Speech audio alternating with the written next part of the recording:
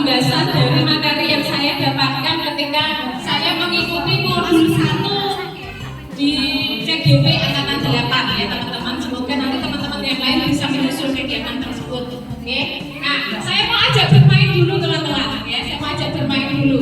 Nah, untuk permainannya seperti ini. Ketika saya berkata 1, teman-teman tepuk depan. Nah, ketika saya berkata 2, teman-teman tepuk atas. Hati-hati diumuri loh. Kayak diumuri deh. Ketika saya berkata 3, teman-teman berjalan seperti telepatis. Ini penguin. Seperti penguin. Oke, gitu ya, seperti penguin. Nanti siap ya teman-teman. Mana saja? 1, 2, 3. Nah, oke, nanti akan saya ajak. Oke, teman-teman, yuk dimulai lagi. 3. Bapak konsentrasi. Salah di depan.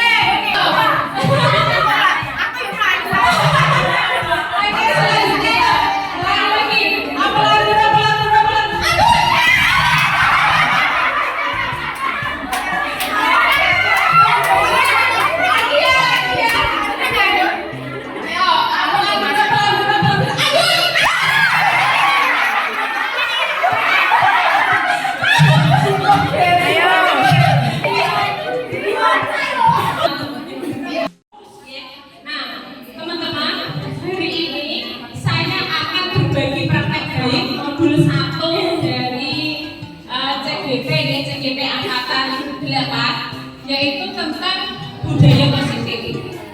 Nah, apa sih budaya positif dan apa pentingnya budaya positif bagi kita dan bagi lembaga kita? Ada yang mau berpendapat? Apa itu budaya positif? Yuk, silakan. Beda ya. Biasanya apa? Sudah silakan beda. Ya, oke. Kalau biasanya kebiasaan kebiasaan yang baik. Kebiasaan yang baik ya. Oke. Dari dua jadi ada sama ya. Sama ya. Jadi budaya positif itu adalah hal-hal baik yang kita lakukan. Nah, makanya kita perlu menerapkan itu di lembaga kita masing-masing. Bagaimana kita menerapkan budaya positif terhadap peserta didik kita.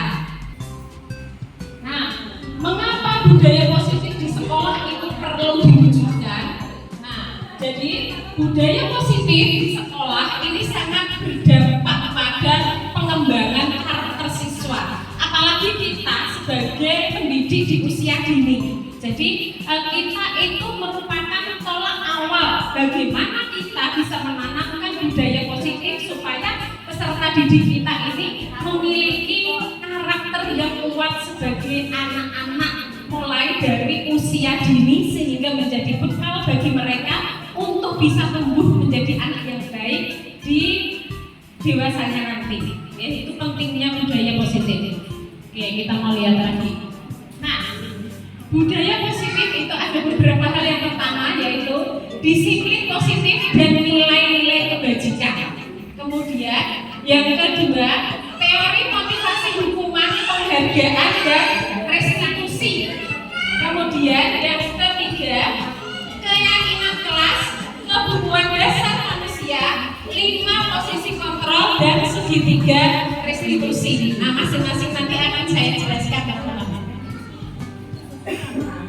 Nah, disiplin positif itu merupakan sebuah bentuk penerapan tanpa kekerasan. Jadi kalau ada siswa kita, ya ada siswa kita yang tidak nurut, apa yang akan jenengan lakukan terhadap siswa panjenengan?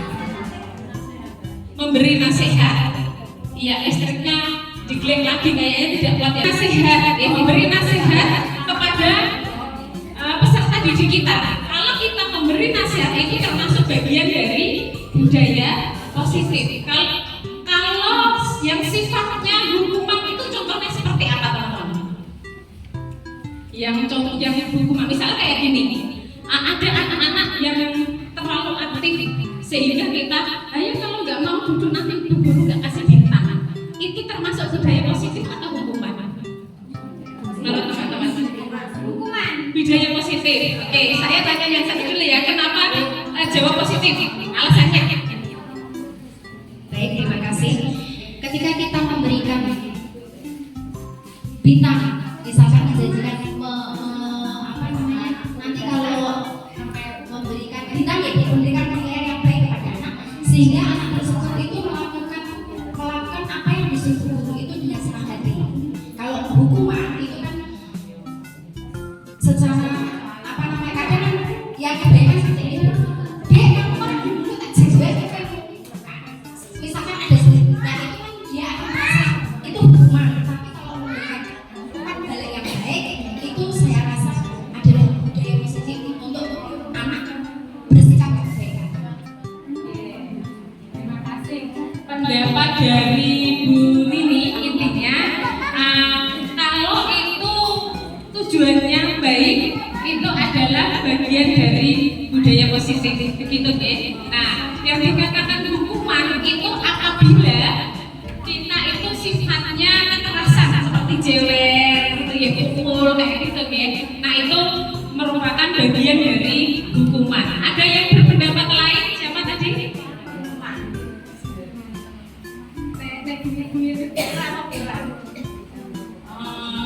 Ya terima kasih. Kalau menurut saya tadi kan kata-katanya begini. Kalau adik tidak duduk nanti tidak saya jadi dia duduk kasih terang kan gitu. Menurut saya itu hanya kata-kata gitu. Ya. Kalau saya alangkah baiknya nih.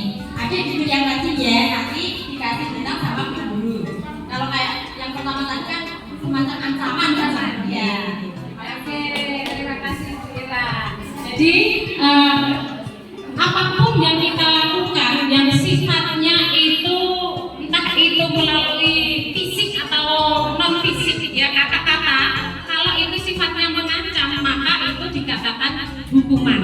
Kan hukuman secara psikis gitu ya teman-teman, hukuman secara psikis sehingga anak tersebut menjadi tertekan, aku nanti pulang nggak bawa bintang gitu ya. nanti ibuku marah kan gitu nggih. Nah, takut gitu. Nah, jadi intinya teman-teman, budaya positif bagaimana yang harus kita terapkan di lembaga kita, yaitu bagaimana kita mengemas, bagaimana kita itu mengemas kata-kata kita dengan menunjukkan kata-kata yang positif terhadap peserta didik kita, kata-kata yang membangun. Memang sulit ya teman-teman berkata jangan nanti tak ini ya, berkata seperti itu kan memang sulit sekali, sulit sekali bagi kita untuk mengatakan, menghilangkan kata-kata negatif. Nah, tetapi berdasarkan dari filosofi Ki Hajar Dewantara, sebenarnya ini ilmu yang sudah sangat lama sekali. Akan tetapi ilmu ini baru ini ya bisa disampaikan dengan adanya guru penggerak ini ya teman-teman, sehingga ternyata filosofi ini itu sangat bagus untuk kita terapkan di lembaga kita masing-masing, yaitu dengan menerapkan budaya positif, mengucapkan kata-kata yang baik yang sifatnya membangun terhadap peserta didik kita. Jadi sepintar-pintarnya kita, sepintar-pintarnya kita bagaimana kita ini bisa mengemas kegiatan tersebut, mengemas setiap kata-kata kita dalam kita melakukan tugas kita sebagai pendidik di lembaga kita. Nah, jadi budaya positif tadi ya itu merupakan sebuah pendisiplinan. Kemudian yang kedua, upaya mengkomunikasikan perilaku yang efektif, efektif antara orang tua dan anak. Kemudian mengajarkan anak untuk memahami konsekuensi dari perilaku mereka. Kemudian mengajarkan anak tanggung jawab dan rasa ketika berinteraksi dengan lingkungannya. Nah, selanjutnya kita melihat filosofi dari Ki Hajar Dewantara. Nah, menurut Ki Hajar Dewantara di sini ada maksud pendidikan yaitu menuntun segala kekuatan kodrat yang ada pada anak-anak itu agar mereka sebagai manusia dan anggota masyarakat dapat mencapai keselamatan dan kebahagiaan yang setinggi-tingginya. Itu yang perlu kita lakukan sebagai seorang pendidik. Jadi jangan membuat anak-anak ini merasa terancam ketika dia di sekolah, tetapi kita harus bisa membuat anak tersebut bahagia, senang, gitu ya teman-teman. Nah, selanjutnya filosofi dari Ki Hajar Dewantara ini memberikan pemikiran dasar tentang pendidikan, dan menurut Ki Hajar Dewantara pendidikan ini menuntut segala kodrat yang ada tadi kebahagiaan yang setinggi-tingginya. Itu artinya bahwa kita sebagai seorang pendidik sebenarnya kita di PAUD itu sudah menerapkan hal ini, ya kan, memberikan pembelajaran yang menyenangkan sambil bermain, ya. Akan tetapi bagaimanapun kita kadang juga belum menerapkan kata-kata budaya positif yang baik. Misalkan tadi selalu memberikan hukuman, mengancam anak. Nah, ini kan bukan budaya positif yang bisa membangun untuk kedepannya anak-anak nanti, gitu kan. Nah, kemudian dalam membangun karakter, ya seseorang ini bukanlah yang mudah. Jadi kita membangun karakter seseorang ini bukan hal yang mudah.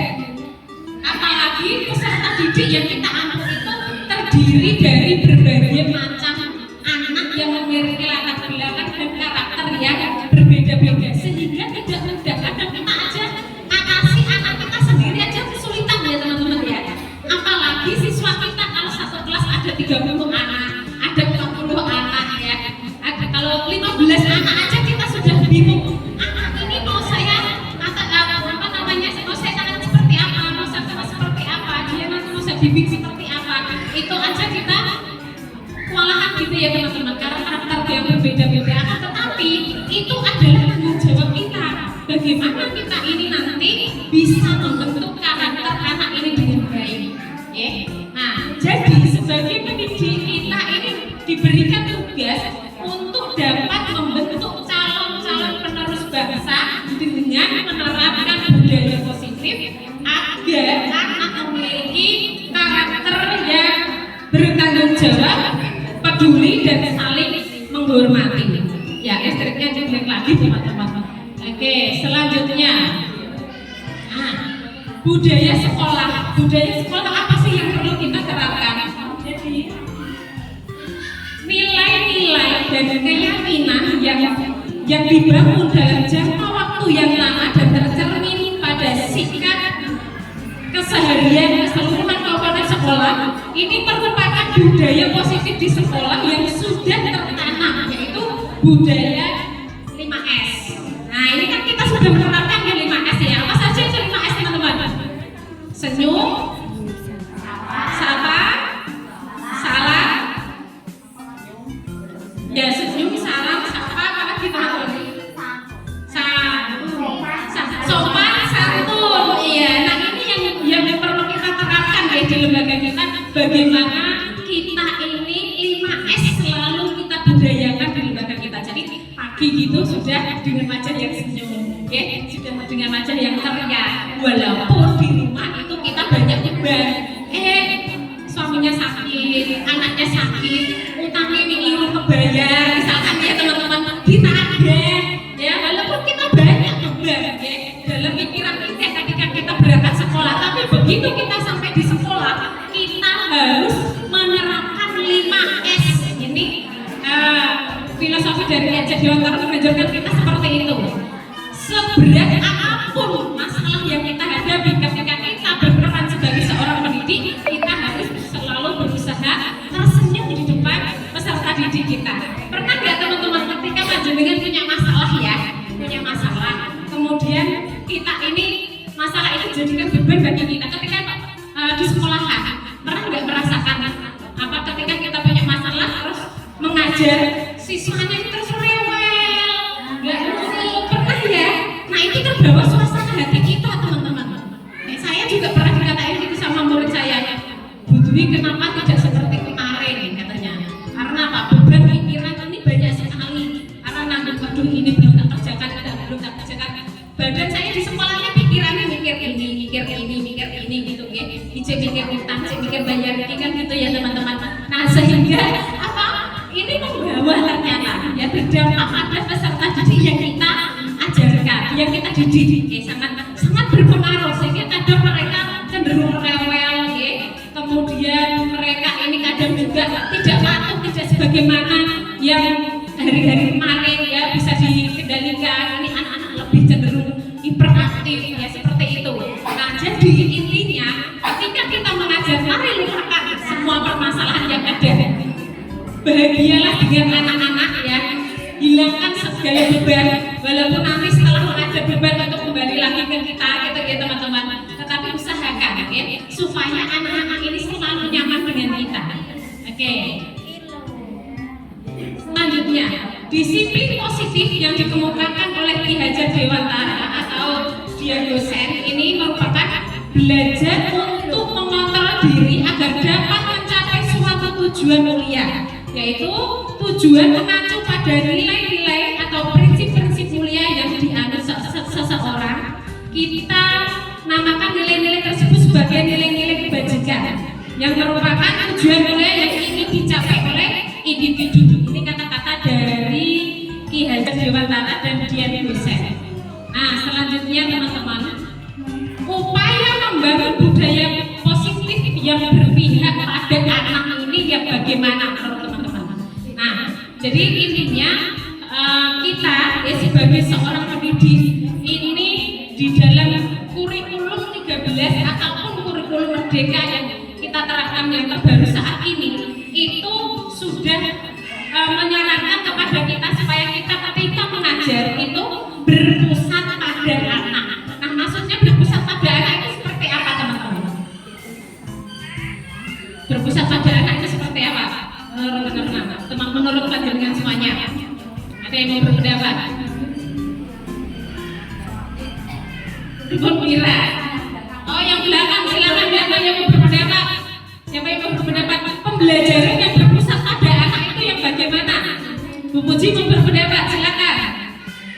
Pembelajaran yang berpusat pada anak itu yang bagaimana?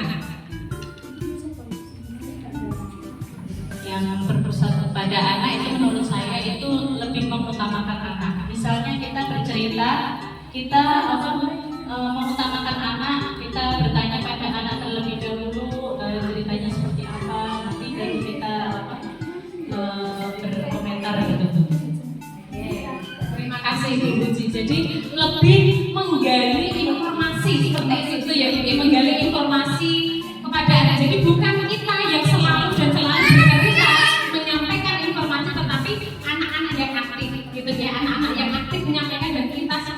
tapi hanya berperan sebagai fasilitator seperti itu ya Bu. Oke, jadi intinya budaya positif yang berpihak pada anak atau berpusat pada anak itu merupakan kegiatan pembelajaran di mana kita itu hanya berperan sebagai fasilitator, oke? Sebagai fasilitator. Jangan segala aturan itu kita yang bikin, jangan seperti itu. Tetapi kita sharingkan kepada anak, gitu ya.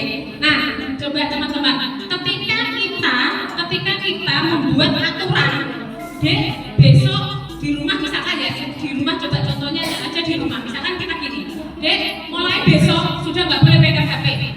HP itu apa? Ibu sita. Itu berarti kata-kata yang berpusat pada diri kita.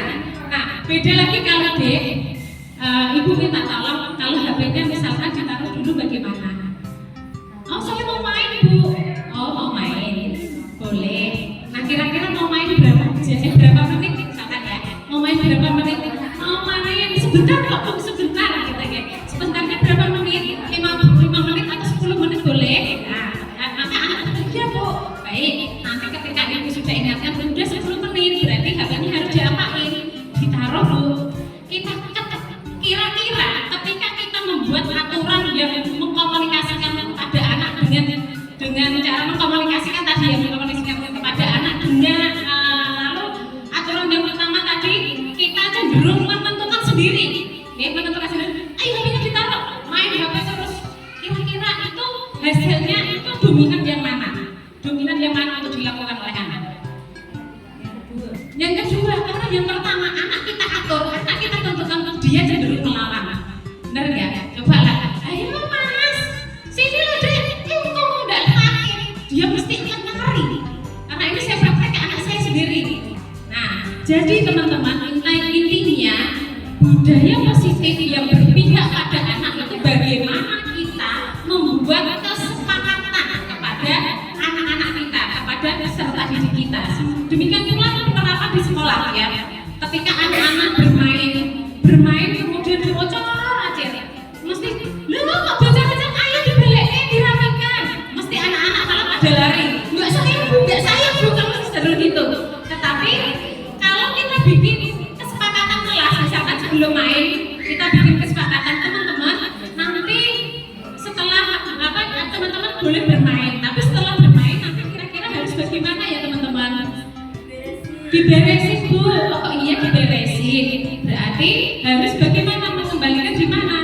Pada tempatnya Bu. Oke, pada tempatnya. Nah, untuk bermainnya ini sampai kapan? Saat istirahat Bu. Oke, kalau begitu ketika kegiatan pembelajaran harus mengikuti aturan dalam pembelajaran apa bermain sendiri. Anak-anak mesti jawab ikuti aturan pembelajarannya Bu. Nah, ketika anak-anak sudah membuat kesepakatan jenengan harus memberikan penekanan. Oh baik, kalau begitu apa yang sudah kalian ucapkan harus dipatuhi, harus diingat. Nanti kalau misalkan ada temannya yang tidak menjalankan sebagaimana kesepakatan yang sudah dilakukan, maka teman-teman nanti harus diingatkan. Maka itu akan lebih mengena daripada kita cenderung membuat aturan sendiri. Seperti itu ya teman-teman. Jadi yang pertama kita di kelas ya, supaya kelas kita ini bisa terkondisikan, maka kita harus membuat kesepakatan kelas. Itu ya. Jangan kita yang buat aturan, tapi kita ajak anak-anak untuk berbicara. Kesepakatan kelas hari ini bagaimana? Kemudian yang kedua, itu menciptakan visi sekolah untuk membangun budaya positif yang berpihak pada anak. Nah, di lembaga panjenengan punya visi misi semuanya ya. Itu visi misi sekolah. Nah, kira-kira di kelas guru boleh nggak punya visi misi? Boleh. Jadi intinya selain kita punya visi misi sekolah, kita juga harus punya visi misi kelas yang disesuaikan dengan visi misi di sekolah. Ya, masing-masing guru mesti punya tujuan. Antara guru kelas A sama guru kelas B mesti punya target, ya, punya tujuan. Anak-anak ini mau dibawa kemana? Kan mesti seperti itu ya teman-teman ya. Oke, selanjutnya.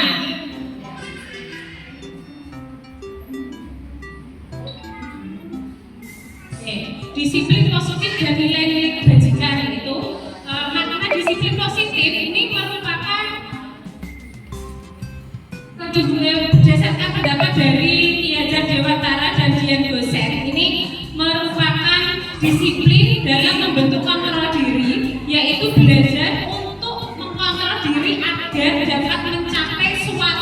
tujuan kuliah.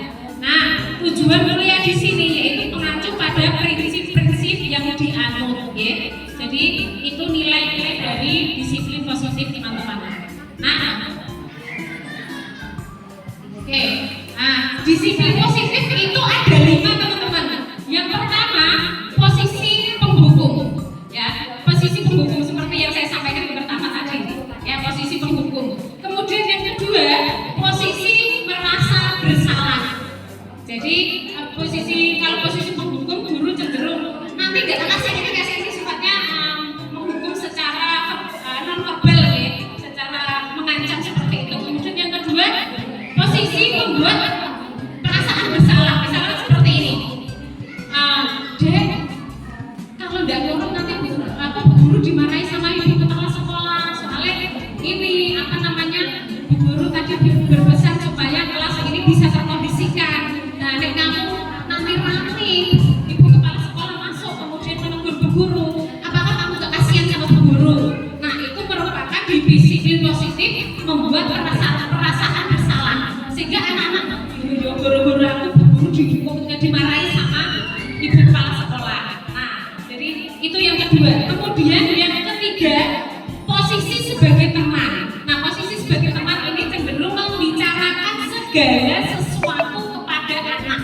Ya, dikomunikasikan seperti tadi, membuat aturan main bersama. Itu posisi sebagai teman. Kemudian tidak membuat anak ini seolah-olah kita ini sebagai guru yang selalu mengatur, tetapi kita bisa membawa mereka untuk bisa menjadikan kita ini temannya seperti itu, sehingga kita bisa menjadi lebih akrab kepada mereka, kemudian mereka merasa nyaman kepada kita. Oke. Kemudian yang keempat, posisi pemantau. Nah, posisi pemantau itu seperti apa teman-teman? Misalkan gini ya, ketika ada temannya bertengkar, anak-anak ini bertengkar, tengkar rebutan mainan. Kemudian kita panggil anak tersebut, ada apa deh? Ini tadi mainannya diminta kok bu. Oh, ini tadi ngambilkan saya. Oh begitu. Nah, kira-kira meminta itu boleh enggak? Enggak boleh kan bu? Oh gitu. Harusnya bagaimana? Ya harusnya kan saya yang bisa. Kan itu saya yang ngambil. Oh, kalau begitu yang rebut tadi harus bagaimana? Mengembalikan bu. Nah, ini posisi kita sebagai pemantau, ya gitu ya. Teman-teman itu tidak seperti itu. Kemudian posisi manajer. Manajer ini adalah memberikan arahan, memberikan masukan. Setelah kasus tadi sudah menjelaskan, berarti yang mengambil harus mengembalikan. Nah, kita memposisikan diri juga sebagai manajer. Bagaimana caranya? Adalah memberikan arahan kepada peserta didik kita, ya. Memberikan arahan besok lagi. Berarti boleh nggak berebut? Nggak boleh bu ya. Kalau itu tidak boleh diulangi lagi. Teman-teman harus mainnya harus bergantian, ya, atau bisa dipakai bermain bersama-sama seperti itu. Jadi posisi manajer ini cenderung lebih memberikan arahan seperti ini, ya, teman-teman. Nah, kira-kira dari 5 budaya positif yang ada, yang cocok dan paling nyaman untuk bisa diterapkan dan dibagi panjenengan ini di posisi mana? Kira-kira di posisi mana? Pemantau, anak pemantau sama manajer Gambira. Oke. Yang lainnya, anak Bira kepala sekolah ya jarang pegang kelas ya Bira ya. Selalu. Oh, dampingin ya. Oke. Kalau Bira ini lebih memilih di manajer dan pemantau. Kalau teman-teman yang lain, sama. Oke. Ada yang beda, Ada sekali-kali sebagai teman, sekali-kali juga sebagai penghukum, betul ya? Iya, sekali-sekali juga membuat rasa bersalah ya. Kebanyakan penghukum malah ya. Nah, berarti dengan apa yang sudah saya sampaikan ini, harapan kita bersama ya teman-teman, kita sudah paham ya. Oh, berarti selama ini saya berada di posisi mana? Kalau begitu baiknya saya bagaimana? Nah, seperti itu ya teman-teman. Harapan saya ilmu ini bisa lebih diterapkan. Berarti saya harus bersikap seperti apa yang membuat anak ini bisa lebih nyaman. Betul ya teman-teman? Oke. Nah, restitusi. Apa sih restitusi? Ini teman-teman baru dengar ini apa sebelumnya pernah dengar? Baru ini ya.